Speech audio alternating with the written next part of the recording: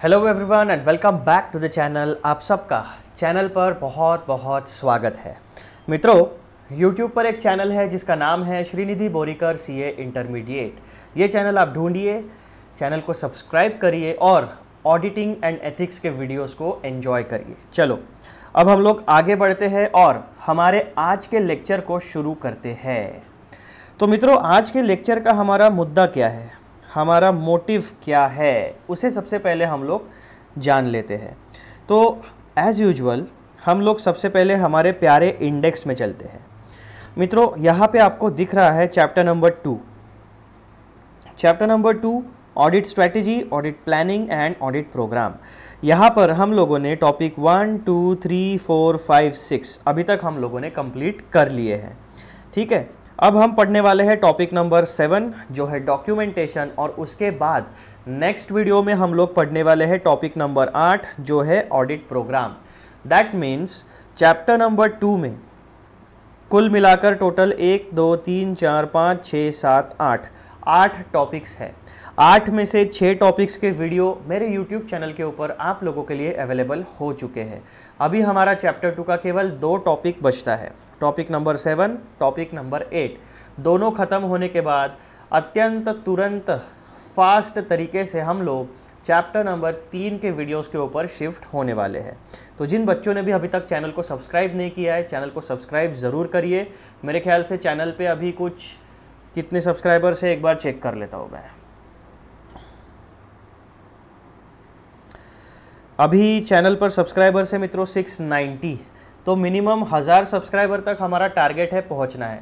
तो जल्दी से जल्दी चैनल को सब्सक्राइब करिए और मुझे 1000 सब्सक्राइबर तक पहुंचने में मदद करिए। और जितने भी आपके दोस्त हैं जो CA इंटरमीडिएट की तैयारी कर रहे हैं, जिन्हें ऑडिटिंग एंड एथिक्स के क्लासेस की ज़रूरत है, उनसे ये चैनल ज़रूर शेयर करिए।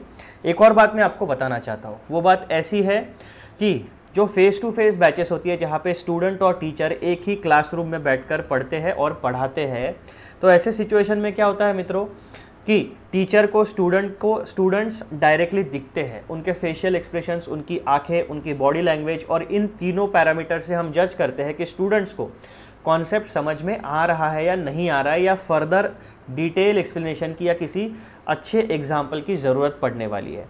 लेकिन ये वर्चुअल यानी वीडियो फॉर्मेट में होता क्या है, मेरे सामने केवल एक कैमरा होता है, मेरा लैपटॉप होता है, और जो टैब हम यूज़ करते हैं वो यानी बेसिक इक्विपमेंट्स मैं और मैं यहाँ पे अकेले बैठ के इसे रिकॉर्ड कर रहा हूँ। तो जो एक टीचर और स्टूडेंट्स के बीच में जो एक कनेक्ट है, वो कनेक्ट जिस तरीके का कनेक्ट लाइव बैचेस में होता है, फेस टू फेस बैचेस में होता है, वैसा वर्चुअल मीडियम में नहीं हो पाता है। तो इसके लिए हमारे पास एक छोटा सा सॉल्यूशन है। वो सॉल्यूशन क्या है, जब आप वीडियो देखते हो, कोई टॉपिक अगर आपको समझता है, वीडियो अगर आपको समझ में आ गया, तो आपके पास 2 ऑप्शन है। आइदर वीडियो का लाइक बटन ठोक के मुझे कन्वे कर दीजिए कि आपको लेक्चर समझ में आ गया है, या फिर लाइक की बटन आपको नहीं ठोकना है तो आप कमेंट्स में केवल थम्स अप देके मुझे कन्वे कर सकते हो कि वीडियो समझ में आ गया है, कॉन्सेप्ट समझ में आ गया है, यानी जो मैं पढ़ा रहा हूँ वो समझ में आ रहा है ना। तो ये 2 तरीकों से आप मुझे अपना फीडबैक कन्वे कर सकते हैं। चलो अब हम लोग आगे बढ़ते हैं और टॉपिक नंबर 7 जो है हमारा, उसकी पढ़ाई शुरू करते हैं। तो मित्रों, टॉपिक नंबर 7 का नाम है डॉक्यूमेंटेशन, यानी चैप्टर का हेडिंग देखो आप, audit strategy, audit planning, audit program. Strategy, planning and program, इन तीनों को हम डॉक्यूमेंट कैसे करेंगे, यानी हम जो ऑडिट का काम करने वाले हैं उसका हमें डॉक्यूमेंटेशन करना पड़ेगा। जो स्ट्रैटेजी हम बनाते हैं, ओवरऑल जो काम हमें करना है वो हमें रिटर्न फॉर्मेट में लिखना पड़ेगा। उसके बाद में ऑडिट का जो प्लानिंग है, कौन सी प्रोसीजर्स हम लोग फॉलो करने वाले हैं, कौन से टीम मेंबर्स कौन से एस्पेक्ट का चेकिंग करने वाले हैं, ये सारी बातें। एंड ऑडिट प्रोग्राम यानी स्ट्रैटेजी प्लस प्लानिंग, इन दोनों का जो कंबाइंड मिक्सचर होगा वो आपका टोटल ऑडिट प्रोग्राम होगा, जो आप सीनियर मैनेजमेंट के साथ अपने पार्टनरशिप फर्म यानी CA फर्म के साथ डिस्कस करोगे, प्लस मैनेजमेंट के साथ कोऑर्डिनेट करोगे कि इस फाइनेंशियल ईयर का ऑडिट किस तरीके से कंडक्ट होगा, क्या क्या रिसोर्सेज हमें लगने वाले हैं, किस तरीके की हेल्प मैनेजमेंट की लगने वाली है, ये सारी बातें। तो इन्हीं जो हम लोगों ने अभी तक टॉपिक नंबर 1 से लेकर 6 तक पढ़ा है, ये सारी चीज़ें हम किस तरीके से डॉक्यूमेंट करेंगे, उसका इम्पोर्टेंस क्या है, सिग्निफिकेंस क्या है, ये सारी बातें हम लोग डॉक्यूमेंटेशन वाले टॉपिक में पढ़ने वाले हैं। अब डॉक्यूमेंटेशन का जो टॉपिक है वो हमारा पेज नंबर 2.17 पर है। तो हम चलते हैं हमारे चैप्टर नंबर 2 में, इंस्टीट्यूट के स्टडी मटेरियल में, पेज नंबर 2.7। यहाँ पे आपको दिखेगा टॉपिक नंबर 7 डॉक्यूमेंटेशन। तो यहाँ पे सबसे पहला सेंटेंस आप देखो मित्रों, क्या दिखता है आपको? The auditor shall document point number A, B and C। यानी जो हमारे ऑडिटर साहब है उन्हें 3 बातें तो हमेशा डॉक्यूमेंट करनी है। कौन सी? पहला है ये, दूसरा पॉइंट और ये तीसरा पॉइंट। तो ऐसे 3 पॉइंट हमेशा हमारे ऑडिटर साहब को डॉक्यूमेंट करने चाहिए, यानी आपको डॉक्यूमेंट करने चाहिए। कौन से पॉइंट्स है वो? ओवरऑल ऑडिट स्ट्रेटेजी, ऑडिट का plan and any significant changes made during the engagement to the overall audit strategy or the plan and the reasons for such changes। यानी आपकी ऑडिट की ओवरऑल स्ट्रेटेजी क्या है उसको document करो अच्छे तरीके से। उसके बाद आपका ऑडिट का प्लान क्या है, आपका ऑडिट का प्लान क्या है उसको डॉक्यूमेंट करो। देन आपने ऑडिट प्लान और ऑडिट स्ट्रेटेजी में क्या क्या चेंजेस किए हैं, कुछ बदलाव किए हैं कि आपने during the period of audit, उसे भी ढंग से डॉक्यूमेंट करो। यानी हमारे ऑडिटर साहब को हमेशा इन 3 पैरामीटर्स का प्रॉपर डॉक्यूमेंटेशन करना ही पड़ेगा। ये हमारी रिस्पॉन्सिबिलिटी है एज एन ऑडिटर। तो इसी बात को हम समझने वाले हैं। तो मित्रों, हमारे इंस्टीट्यूट के स्टडी मटेरियल में डॉक्यूमेंटेशन का आपको इतना मटेरियल पेज नंबर 2.17 पर मिलेगा और यहीं पे हमारा टॉपिक समाप्त होता है। उसके बाद में आपको एक इलिस्ट्रेशन है जिसके जवाब आपको देने हैं ताकि आप अपने इस टॉपिक का अंडरस्टैंडिंग टेस्ट कर सको, इसीलिए उसका नाम कहा गया है टेस्ट योर अंडरस्टैंडिंग। तो इसी कॉन्सेप्ट को अब हम हमारे तरीके से, हमारे नोट्स में से प्रॉपर तरीके से पढ़ते हैं। आ जाओ नोट्स में चलते हैं। Topic number 7 documentation. मित्रों, जो पैराग्राफ हमने देखा, सबसे पहले हमें उस पैराग्राफ को पढ़ने के बाद ये बात पता चले कि उस पैराग्राफ में 2 ब्रॉड मुद्दे हमें पढ़ने हैं। पॉइंट नंबर 1 हमें पढ़ना है डॉक्यूमेंटेशन रिक्वायरमेंट्स, यानी किन चीज़ों का, किन मुद्दों का डॉक्यूमेंटेशन करना है। तो हमें डॉक्यूमेंटेशन करना है, लिखित में हमें चाहिए ओवरऑल ऑडिट स्ट्रेटेजी, ठीक है, पॉइंट नंबर 1। पॉइंट नंबर 2 में हमें चाहिए ऑडिट प्लान और पॉइंट नंबर 3 में सिग्निफिकेंट चेंजेस एंड रीजंस, यानी ऑडिट के प्लान में और ऑडिट की स्ट्रेटेजी में आपने क्या क्या चेंजेस किए हैं उसका डॉक्यूमेंटेशन हमें करना पड़ेगा। यानी जो ऑडिट वर्किंग पेपर आपका होता है उसमें बेसिकली डॉक्यूमेंटेशन रिक्वायरमेंट्स ने आपको ये 3 चीज़ें डॉक्यूमेंट करनी है। ये पहला पार्ट हो गया हमारे कॉन्सेप्ट का। दूसरे पार्ट में हमें क्या पढ़ना है? Purpose of documentation. अब ये 3 पॉइंट जो हमें डॉक्यूमेंट करने के लिए कहे गए हैं, इनका पर्पस क्या है, इनका मोटिव क्या है? तो पहला मोटिव हमें दिखता है रिकॉर्ड की डिसीजंस, यानी जब हम डिसीजंस को अच्छे तरीके से रिकॉर्ड करते हैं तो हमें ये पता चलता है कि हमने ये पर्टिकुलर डिसीजन किन सिचुएशंस में लिया, कौन से एविडेंसेस के सामने लिया और कौन सा टीम मेंबर या कौन सा एंगेजमेंट पार्टनर इस पर्टिकुलर डिसीजन के लिए रिस्पॉन्सिबल है, यानी अकाउंटेबिलिटी क्रिएट हो जाती है। Point number 2 communicate significant matters. हम वर्बली तो बता सकते हैं, लेकिन जब कागज़ के ऊपर किसी को आप देते हो कम्युनिकेशन तो वो एक फॉर्मल तरीका हो जाता है। हो सकता है कि किसी को आपने वर्बली बता दिया तो वो लाइटली ले ले, लेकिन जब आप कागज़ भेजते हो किसी के पास तो उसे एक फॉर्मल नेचर का कम्युनिकेशन माना जाता है। इसीलिए हमें पॉइंट नंबर 2 ये भी पर्पस हमारा सॉल्व होता है। पॉइंट नंबर 3 में हमें क्या पता चलता है? Record nature, timing and extent of procedures, यानी जब हम अच्छे से लिखते हैं तो हमें पता चलता है कि हमने क्या क्या काम कर लिया, एक प्रॉपर चेकलिस्ट हमारी बनती है और हमें ये पता चलता है कि हमने किस तरीके की प्रोसीजर्स को फॉलो किया, उनका नेचर क्या था, सब्सटैंटिव प्रोसीजर्स थी या टेस्टिंग था या सैम्पल टेस्टिंग था या डिटेल टेस्टिंग था। उसके बाद में टाइमिंग, हमने इस प्रोसीजर को ऑडिट का चेकिंग कब शुरू किया, कब ख़त्म किया। उसके बाद में एक्सटेंट ऑफ प्रोसीजर्स, यानी कितने डिटेल में, कितने डेप्थ में हम लोगों ने इस पर्टिकुलर एस्पेक्ट को चेक किया। ये 3 मुद्दे हमारे सॉल्व होते हैं डॉक्यूमेंटेशन से। आखिरी पर्पस क्या होता है किसी भी डॉक्यूमेंटेशन का ऑडिट के दौरान? Record changes and their reasons. तो जो सिग्निफिकेंट चेंजेस होते हैं वो चेंज हमने एक ओवरऑल स्ट्रेटेजी बनाई सबसे पहले तो हमने एंटिटी को समझा, उसके बिजनेस एनवायरनमेंट को समझा, उनके फाइनेंशियल ट्रांजैक्शंस के बारे में बेसिक रिसर्च हमने किया, उसके बेसिस के ऊपर हमने ऑडिट की स्ट्रैटेजी और ऑडिट का प्लान बनाया। लेकिन ऑडिट के दौरान अगर हमें ऑडिट के स्ट्रैटेजी में या प्लान में अगर कोई चेंजेस करने पड़ते हैं, इसका मतलब क्या हुआ कि शुरुआती दौर में हमारे पास आज के टाइम पे जो इन्फॉर्मेशन है वो अवेलेबल नहीं थी। सिचुएशन इवॉल्व हुई, हमारे पास नई इन्फॉर्मेशन आई और इसी वजह से हम लोगों ने चेंजेस किए।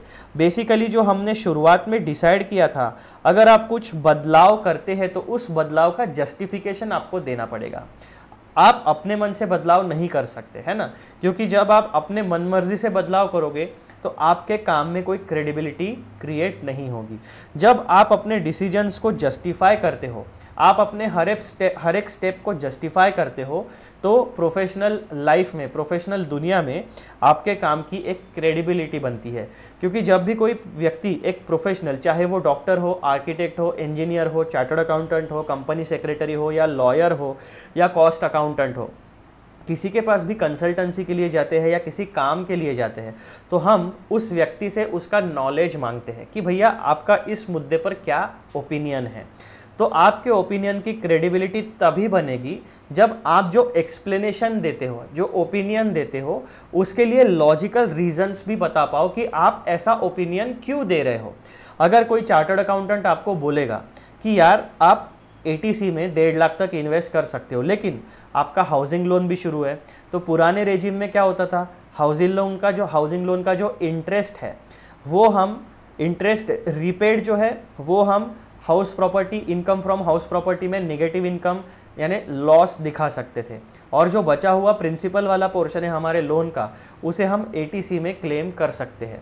तो यहाँ पर एक चार्टर्ड अकाउंटेंट का ड्यूटी क्या होता है कि अपना उसका जो क्लाइंट है उसको ढंग से बताए कि जब तक आपका हाउसिंग लोन शुरू है और जब तक आप पुराने रेजिम में हो, तो आपको इंटरेस्ट का जो भी आपकी प्रोविजन होगी इंटरेस्ट डिडक्शन की इनकम फ्रॉम हाउस प्रॉपर्टी में, वो आप क्लेम करो, और आपका जो प्रिंसिपल पोर्शन है वो आप सेक्शन 80C में क्लेम कर लेना। ठीक है, इससे क्या होगा कि जो नेसेसरीली उनको पीएफ में या फिर एलआईसी में या 1.5 लाख को रिकवर यानी 1.5 लाख को कवर अप करने के लिए जो एक्स्ट्रा इन्वेस्टमेंट करना है वो ना करते हुए वो जो 1.5 लाख रुपए एलआईसी या मेडिकल क्लेम में डालते हैं वो वहाँ पे एटीसी में ना डालते हुए कहीं और इन्वेस्ट कर सकते हैं जब तक उनका हाउसिंग लोन शुरू है। तो ये बेसिक इश्यूज होते हैं। तो जब आप किसी को इस तरीके का डिसीजन बताते हो, इस तरीके का ओपिनियन देते हो, तो आपको उस डिसीजन के, उस ओपिनियन के लॉजिकल रीजंस भी बताने पड़ेंगे, उनको कन्विंस करना पड़ेगा। तो इसी वजह से मित्रों, हमें जो भी हम चेंजेस करते हैं हमारे खुद के ओपिनियन में, उनके रीजंस, उनका जस्टिफिकेशन हमें वहाँ पर देना पड़ेगा। तो ये बेसिक कारण होते हैं मित्रों, हमें डॉक्यूमेंटेशन की ज़रूरत प्रोफेशनल लाइफ में इन वजहों से पड़ती है। तो ये आपका रोड मैप एकदम डॉक्यूमेंटेशन का क्लियर हो गया। अब हम मित्रों चलते हैं हमारे डॉक्यूमेंटेशन के कॉन्सेप्ट को डिटेल में पढ़ने के लिए, यानी जो टेक्स्ट हमें एक्चुअल में दी गई है उसे हम पढ़ते हैं।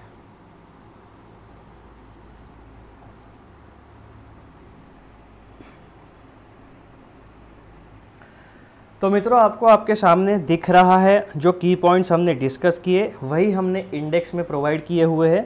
अब हम लोग आगे बढ़ते हैं और इन की पॉइंट्स का जो हमने रोड मैप डिस्कवर किया है इस टॉपिक का, उसको समझने की कोशिश करते हैं। तो पॉइंट नंबर 2 कैटेगरी का सबसे पहली कैटेगरी हमारी क्लासिफिकेशन है, डॉक्यूमेंटेशन की रिक्वायरमेंट क्यों पड़ती है। तो हमें ज़रूरत होता है ओवरऑल ऑडिट स्ट्रैटेजी को प्रॉपरली डॉक्यूमेंट करना। क्या होता है कि जब हम किसी को वर्बली बताते हैं तो बातों बातों में क्या होता है, अगर मैंने 10 पॉइंट आपको बताए तो आपको 10 के 10 पॉइंट सेम सीक्वेंस में याद रहेंगे, ये पॉसिबिलिटी थोड़ी कम है। ठीक है, over a period of time क्या होता है, वर्बल कम्युनिकेशन हम थोड़ा थोड़ा भूलते जाते हैं।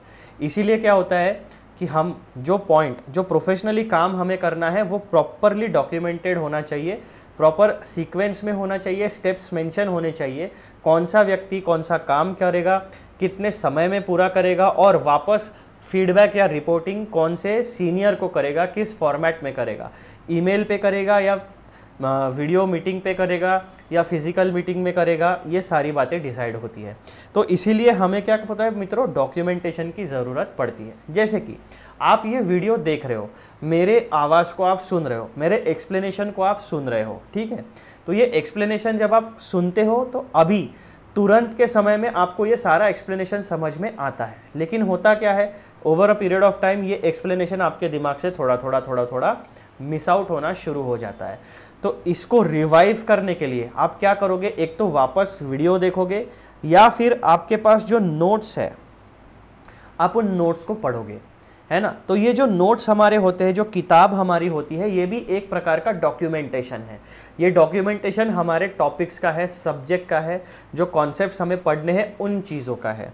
इसी तरीके से सिक्वेंशियल मैनर में, ऑर्गेनाइज मैनर में जो चीज़ें हमें पढ़नी है और एग्ज़ाम में जाके जब हमें परफॉर्म करना है, इन सारी चीज़ों के लिए हम एक रिटर्न, जैसा आप यहाँ पे स्क्रीन पे देख रहे हो, रिटर्न प्रेजेंटेशन हम लोगों ने पूरा तैयार किया। तो basically this is also a documentation. तो डॉक्यूमेंटेशन की ज़रूरत क्यों पड़ती है ये आपको क्लियरली समझ में आ गया है, क्योंकि आप जब से आपने पढ़ाई शुरू की है, KG1 KG2 या फर्स्ट स्टैंडर्ड से आप प्रॉपर पढ़ाई बोलिए, तो पहली से लेकर 12वीं तक 12 साल भी आपने सारे किताबें यानी डॉक्यूमेंटेशन ही पढ़ा है। उसके बाद ग्रेजुएशन, उसके बाद अभी चार्टर्ड अकाउंटेंसी, जब भी आप पढ़ोगे, किताबें पढ़ते हो, तो वो एक प्रकार का डॉक्यूमेंटेशन ही होता है, क्योंकि वो डॉक्यूमेंटेशन जो है वो एक फिक्स्ड पॉइंट ऑफ रेफरेंस है। हम बार बार उसको प्रॉपरली रेफ़र कर सकते हैं, लोगों की अकाउंटेबिलिटी हम डिसाइड कर सकते हैं, हमने जो कहा था उसी तरीके से काम हुआ है या नहीं हुआ है। अगर ये हमें क्रॉस वेरीफाई करना है तो हम क्या करेंगे, डॉक्यूमेंट देखेंगे कि हमने किस तरीके से मेंशन किया था, और फिर देखेंगे कि हमारे जो टीम मेंबर्स है उन्होंने प्रॉपर उसी सीक्वेंस में सारी चीज़ें परफॉर्म की है या नहीं की है। तो इसीलिए हमें डॉक्यूमेंटेशन की ज़रूरत पड़ती है। तो point number 1, overall audit strategy. अब यहाँ पे देखो, the auditor must document the overall audit strategy, capturing the key decisions necessary to plan the audit properly. Auditor साहब की जिम्मेदारी क्या होती है, यहाँ पे मस्ट लिखा हुआ है यानी कंपलसरी है। The auditor must document overall audit strategy. क्यों, ऑडिट स्ट्रैटेजी में क्या होता है, capturing the key decisions necessary to plan the audit properly. तो ये बेसिक चीज़ हो गई। This documentation serves as a guide and reference for the engagement team. अगर मेरे टीम में समझो 15 मेंबर्स है, मुझे पकड़ के 15 मेंबर्स है, तो जब मैं वर्बल कम्युनिकेशन करता हूँ तो मैं 15 लोगों को बार बार मुझे इंडिविजुअली बताना पड़ेगा या एक रूम में 15 लोगों को एक साथ बिठा के बताना पड़ेगा। अब सबकी मेंटल कैपेबिलिटी एक जैसी नहीं होती, कोई शार्प होता है, कोई थोड़ा कम शार्प होता है, किसी को बहुत देर तक चीज़ें याद रहती है, किसी को याद नहीं रहती है। अब जब मुझे 14 लोगों को हैंडल करना है, तो क्या मैं बार बार वो वर्बली सबको बताते बैठूंगा? नहीं, मैं क्या करूँगा, एक यूनिवर्सल डॉक्यूमेंट तैयार करूँगा, उसकी 14 या 15 कॉपीज़ बनाऊँगा, एक कॉपी मेरे पास रखूँगा और बाकी 14 कॉपीज़ मेरे टीम मेंबर्स में डिस्ट्रीब्यूट कर दूँगा, ताकि हम सब लोगों के पास एक जैसा प्लान रहे और हम सब लोगों को क्लियरली पता रहे कि मुझे क्या काम करना है और कौन से सीनियर को जाके वापस रिपोर्ट करना है। तो हम सब लोगों के पास, जो ऑडिट करने जाते हैं, उन सब लोगों के पास एक यूनिवर्सल प्लान होता है। तो कोई ये नहीं कह सकता अरे मैंने वो सुना ही नहीं, है ना, जब वर्बल अरे सर मेरा ध्यान ही नहीं था, मैं थोड़ा मिस आउट कर गया वो चीज़, तो ये बातें डिलीट हो जाती है। इन सारी चीज़ों को हटाने के लिए, प्रॉपर सबकी अकाउंटेबिलिटी, सबकी जिम्मेदारी तय करने के लिए हमें डॉक्यूमेंटेशन की ज़रूरत होती है। कोई अपनी बातों से पलट सकता है, लेकिन जब आप उसे लिखित में एक डॉक्यूमेंट में देते हो तो कोई ये नहीं कह सकता कि अरे सर मुझे तो समझा नहीं, याद नहीं रहा। भैया तेरे को डॉक्यूमेंट दिया था ना, काम नहीं किया तूने, है ना, तो अब तेरी जिम्मेदारी बनती है। तो इस तरीके से प्रोफेशनल लाइफ में काम होता है। तो ओवरऑल ऑडिट स्ट्रेटेजी को डॉक्यूमेंट करने के लिए आपको प्रॉपरली डॉक्यूमेंट करना पड़ेगा आपको।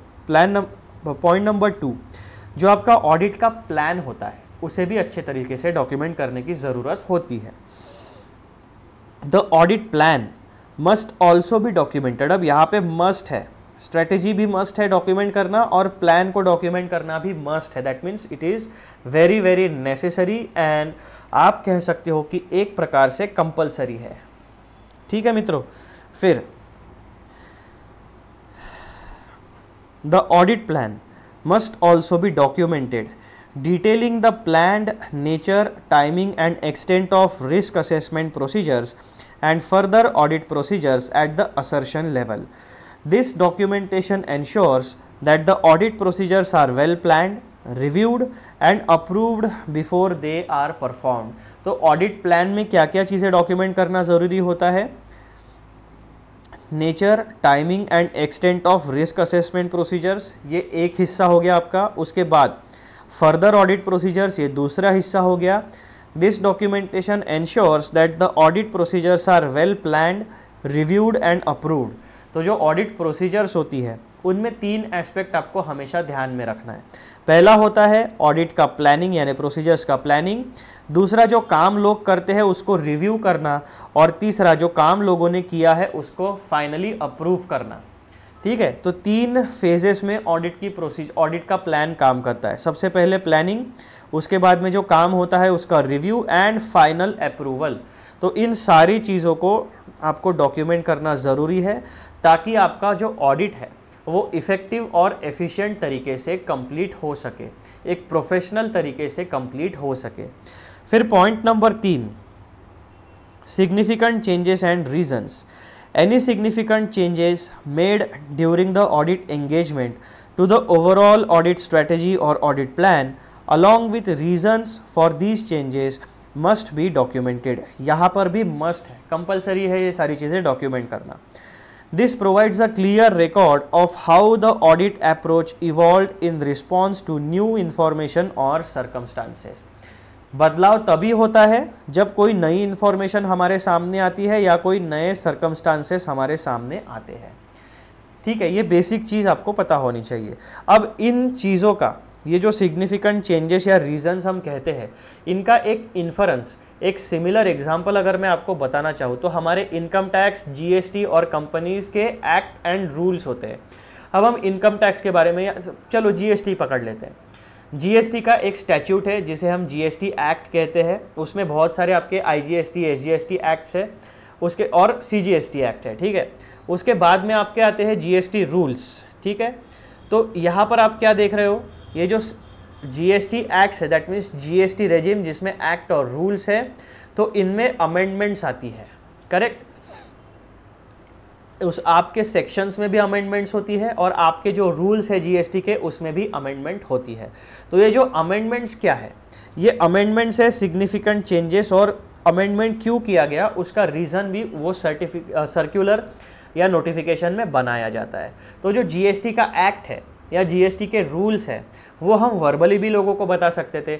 हमें डॉक्यूमेंट करके प्रॉपर सीक्वेंस में क्यों बताना है लोगों को, क्योंकि वो इन्फॉर्मेशन बहुत वॉल्यूमस इन्फॉर्मेशन का ज़्यादा है, वो कॉम्प्लेक्स नेचर की इन्फॉर्मेशन है. हर व्यक्ति या दुनिया में ऐसे बहुत यानी बहुत क्या कमी होगा, कोई होगा ही नहीं कि जिसको जीएसटी का पूरा एक्ट यानी सेक्शंस, उनके प्रोविजियोस और रूल्स और उनके प्रोविजियो ये पूरा वर्बली या किसी को याद नहीं रह सकता. तो जो चीज़ें कॉम्प्लेक्स होती है, जो चीज़ें इंपॉर्टेंट होती है, जिन चीज़ों को हमें बार बार रेफ़र करना पड़ेगा, ऐसी चीज़ों को, ऐसी इंफॉर्मेशन को हम प्रॉपरली डॉक्यूमेंट करते हैं.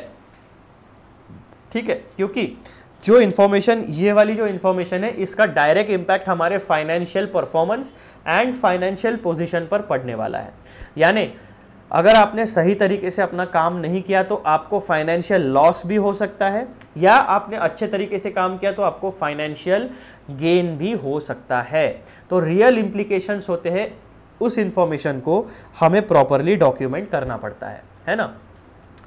सिमिलरली जो आपका कंपनीज एक्ट है उसमें भी अमेंडमेंट्स आते हैं, इनकम टैक्स एक्ट उसमें भी अमेंडमेंट्स आते हैं, हमारे कॉन्स्टिट्यूशन में भी बहुत सारी अमेंडमेंट्स हुई है 1947 से आज तक. जितनी भी इंफॉर्मेशन है, जैसे जैसे हमारा जीवन, हमारी दुनिया आगे बढ़ते जाती है, नए नए दिन हम देखते जाते हैं, सिचुएशंस इवॉल्व होते जाती है, तो पुराने सिनेरियोज़ आज के टाइम में एप्लीकेबल नहीं है. जो बिजनेस सिनेरियो 1947 में एप्लीकेबल थे वो आज नहीं है. 1947 के बाद एक फेज़ ऐसा आया हमारे देश में जहाँ पे सारी बैंक्स को नेशनलाइज कर दिया गया, यानी पूरे के पूरे प्राइवेट सेक्टर्स को ख़त्म करके सारे बड़े बड़े बिजनेसेस को नेशनलाइज कर दिया गया। अब वो सारे बिजनेसेस गवर्नमेंट के अंडर चले गए। तो ये एक मेजर चेंज था। तो जो बड़े बड़े चेंजेस हुए उन्हें प्रॉपरली डॉक्यूमेंट करना पड़ेगा, उनके लॉजिकल रीजंस भी देने पड़ेंगे कि ये चेंज आपने क्यों किया। इसी को हम इतिहास कहते हैं या हिस्ट्री कहते हैं, है ना। वैसे ही जो जब आपके ऑडिट में सिनेरियो रियल लाइफ में बदलेगा, उस हिसाब से आपने जो पुराना प्लान बना के रखा था उस प्लान में बदलाव करने पड़ेंगे। जैसे भारत में जो क्रिकेट की मैचेस होती है, जो स्पोर्ट्स होती है, वो स्पोर्ट्स में क्या होता है कि डिपेंड करता है आप किस बॉलर किस अपने खिलाड़ी को बॉलिंग दोगे, कौन सा फील्डर कहाँ पे लगाओगे, किस फील्डर का थ्रो अच्छा है जो डायरेक्ट हिट मार के आपका रन आउट करा सकता है। तो ऐसे फील्डर्स को आप पॉइंट, कवर्स, मिड विकेट इस जगह पर लगाओगे, क्योंकि वहाँ पर टैप करके लोग 1 या 2 रन लेने की कोशिश करते हैं। तो इसी तरीके से जब आप देखोगे कि बैट्समैन कौन आता है, उस बैट्समैन को मीडियम पेस खेलना मुश्किल जाता है या स्पिनर को खेलना मुश्किल जाता है, तो आप उस हिसाब से अपने समय पर चेंजेस करोगे। तो यहाँ पर भी as an auditor, as a main engagement partner आपको कंटिन्यूसली अलर्ट रहना पड़ेगा, हर एक सिचुएशन को एनालिसिस, ऑब्जर्व और एनालिसिस करते रहना पड़ेगा और उसके बेसिस के ऊपर अपना डिसीजन फाइनल करना पड़ेगा। और डिसीजन फाइनल होने के बाद भी अपने ईगो को बीच में नहीं लाना है। अगर वहाँ से भी सिचुएशन इवॉल्व होती है तो आपको अपने डिसीजंस को चेंज करते आना चाहिए। तो मित्रों, ये हो गया आपका डिस्कशन पॉइंट नंबर 1 का। अब हम आते हैं कि ये जो डॉक्यूमेंटेशन हमें करना है, ये क्यों करना है, what is the purpose of documentation. तो सबसे पहला पर्पस है मित्रों हमारा रिकॉर्ड की डिसीजंस। जो भी हमारे महत्वपूर्ण डिसीजंस है वो प्रॉपरली रिकॉर्डेड होने चाहिए, क्योंकि महत्वपूर्ण डिसीजंस को हम बार बार रेफर करते हैं। Documentation of the overall audit strategy serves as a record of the key decisions made to plan the audit effectively. It helps in understanding the rationale behind the chosen audit approach. जो मैंने कहा ना, logic आपको बताना पड़ेगा। जिस तरीके के ऑडिट प्रोसीजर्स या ऑडिट अप्रोच को आप एक्सेप्ट करते हो, इम्प्लीमेंट करने वाले हो, ये अप्रोच आपने क्यों चूज़ किया, उसका रैशनल, उसका लॉजिकल रीज़न आपको बताना पड़ेगा। पॉइंट नंबर 2 क्या कहता है, पर्पस क्या है डॉक्यूमेंटेशन का, communicate significant matters. It also aid in communicating significant matters to engagement team, ensuring everyone is aligned with the audit strategy and objectives। यानी हर एक व्यक्ति को हमें क्लैरिटी देनी है। वर्बल कम्युनिकेशन हमेशा पूरी तरीके से याद रहेगा ये ज़रूरी नहीं है, इसीलिए हमारे पास जब रिटर्न कम्युनिकेशन होता है तो अगर हम भूल भी गए कोई बात तो हम वापस उस पेजेस को, उन डॉक्यूमेंटेशन को, उन इन्फॉर्मेशन को रेफ़र करके हमारा माइंड जो है वो रिफ़्रेश कर लेते हैं, वो टॉपिक पर्टिकुलर रिफ़्रेश कर लेते हैं। तो इसीलिए जो भी हमारे सिग्निफिकेंट मैटर्स है उनको कम्युनिकेट करने के लिए हमें डॉक्यूमेंटेशन यानी रिटर्न फॉर्मेट की ज़रूरत पड़ने वाली है। Point number 3, record nature, timing and extent of audit procedures. The documentation of the audit plan provides a detailed record of the planned audit procedures including their nature, timing and extent. Audit procedure का nature, timing and extent ये बहुत important चीज़ें होती है। क्यों? जैसा कि हमने पहले वाले वीडियोस में डिस्कस किया है कि जब भी एक ऑडिटर किसी एंटिटी का ऑडिट का एंगेजमेंट एक्सेप्ट करता है तो वो पहले क्या करता है, मैनेजमेंट के साथ मीटिंग करता है, अपना स्कोप ऑफ ऑडिट समझ लेता है, एक प्रिलिमिनरी बेसिक रिसर्च एंटिटी के बारे में करता है, उसके बिजनेस एनवायरनमेंट क्या है, उसकी इंडस्ट्री क्या है, उन्हें एप्लीकेबल फाइनेंशियल रिपोर्टिंग फ्रेमवर्क कौन सा है, एंटिटी को applicable laws, rules and regulations कौन से हैं। ये सारा बैकग्राउंड रिसर्च होने के बाद फिर हम अपने ऑडिट की स्ट्रेटेजी और ऑडिट का प्लान तैयार करते हैं। ठीक है मित्रों, तो जब हम बेसिक पहला प्रिलिमिनरी बैकग्राउंड रिसर्च करते हैं किसी भी एंटिटी का, तो हम क्या करते हैं, पूरी इन्फॉर्मेशन आने के बाद हमारे माइंड में हम 3 कैटेगरीज क्रिएट करते हैं, high risk area, medium risk area and low risk area. यानी फाइनेंशियल स्टेटमेंट्स के कुछ ऐसे एरिया जो जहाँ पर कॉम्प्लेक्स फाइनेंशियल ट्रांजैक्शंस है और वहाँ पर material misstatement due to fraud और एरर हो सकता है, जिसकी वजह से हमारे फाइनेंशियल स्टेटमेंट्स का true and fair nature compromise हो सकता है। ऐसे एरियाज़ को हम कहते हैं हाई रिस्क एरिया। जहाँ पे रिस्क कम है उसे मीडियम रिस्क एरिया कहते हैं, और जहाँ पे रिस्क एकदम नेग्लिजिबल है वहाँ पे हम लो रिस्क एरिया कहते हैं। तो जो हाई और मीडियम रिस्क एरिया होते हैं वहाँ पे हम nature, timing and extent of audit procedures extensive रखते हैं, यानी डिटेल में चेकिंग करते हैं। सीनियर पार्टनर्स वहाँ पर इन्वॉल्व होते हैं, और जो एकदम नेग्लिजिबल रिस्क वाले एरियाज़ होते हैं वहाँ पे हम अपने इंटर्न्स को काम में लगाते हैं। ये जनरल नॉर्म है इंडस्ट्री का। अब इंटर्न्स को कम रिस्क वाले एरिया का काम देना, इसके पीछे कोई इविल मोटिव नहीं है। बात बस इतनी सी है कि जो इंटर्न होता है वो अभी मैच्योर नहीं हुआ है, उसे directly independent charge high risk area या कॉम्प्लेक्स एरिया का नहीं प्रोवाइड कर सकते। इंटर्न्स को सीनियर पार्टनर के साथ रह के पहले काम सीखना पड़ेगा, किस तरीके से ऑडिट का अप्रोच होता है, कौन से लॉज, रूल्स एंड रेगुलेशंस है वो समझने पड़ेंगे, उनका इंटरप्रिटेशन, उनका मीनिंग समझना पड़ेगा, और वो हमारे एंटिटी के ऑडिट के सिनेरियो में किस तरीके से अप्लाई होते हैं, ये एप्लीकेशन का नॉलेज भी इंटर्न को सीनियर पार्टनर से सीखना पड़ेगा।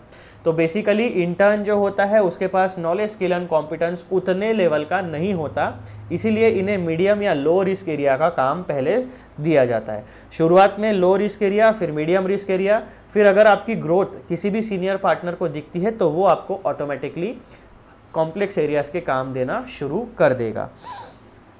तो मित्रों, इस तरीके से हमें nature, timing and extent of procedures की ज़रूरत पड़ती है। जो हाई रिस्क एरिया होते हैं उन्हें बहुत अच्छे तरीके से हमें चेक करना होता है, क्योंकि अगर गलती से भी हमने निगलेक्ट कर दिया उस एरिया को तो उसकी जिम्मेदारी, अगर हमने नेग्लिजेंस के साथ ऑडिट कंडक्ट किया, यानी कैजुअल एटीट्यूड के साथ, हाई रिस्क एरिया को हमने अच्छे से चेक नहीं किया और ऑडिट रिपोर्ट पर साइन करने के बाद कुछ समय के बाद अगर उसमें फ्रॉड या मिसस्टेटमेंट दिखता है तो उसकी डायरेक्ट जिम्मेदारी ऑडिटर पर आती है, उसे लायबल समझा जाएगा, उसके ऊपर लीगल प्रोसीडिंग्स यानी लीगल कार्यवाही की जा सकती है। इसीलिए high risk area, medium risk area में हमें अच्छे से काम करना पड़ेगा, और इसीलिए ओवरऑल ऑडिट का जो प्रोसीजर्स है, नेचर, टाइमिंग एंड एक्सटेंट, उन्हें हमें प्रॉपरली डॉक्यूमेंट करके अपने टीम मेंबर्स के साथ शेयर करना पड़ता है। पॉइंट नंबर 4 यानी चौथा पर्पस क्या है मित्रों हमारे डॉक्यूमेंटेशन का? Record changes and their reasons. आपने बदलाव क्यों किए और उन बदलाव के कारण। Keeping a record of significant changes to the audit strategy and plan. आपके पास दो चीज़ें होती है, initial background study of your client, उसके बेसिस के ऊपर आप अपनी ओवरऑल ऑडिट स्ट्रेटेजी बनाते हो और ऑडिट का प्लान बनाते हो। अगर उनमें कोई सिग्निफिकेंट यानी बहुत ही महत्वपूर्ण अगर चेंजेस आप करते हो तो उन चेंजेस के पीछे के कारण क्या है वो आपको डॉक्यूमेंट करना ज़रूरी है। Keeping a record of significant changes to the audit strategy and plan and the reasons behind these changes helps in explaining why adjustments were necessary. It shows the auditor's responsiveness to significant changes during the audit and the final audit approach adopted. जो हमने उदाहरण लिया था कि एक main engagement partner है, उसके साथ 15 टीम मेंबर्स है, तो जब भी आप कोई सिग्निफिकेंट चेंजेस करते हो अपने ऑडिट के स्ट्रैटेजी में या प्लान में तो एक सिंगल डॉक्यूमेंट को आपको अमेंड करना पड़ेगा। जो आपने प्रॉपर डॉक्यूमेंटेशन किया है आपके स्ट्रैटेजी का और प्लान का, तो 15 लोगों को अलग अलग जाके आपको ये चीज़ें बतानी नहीं है वर्बली।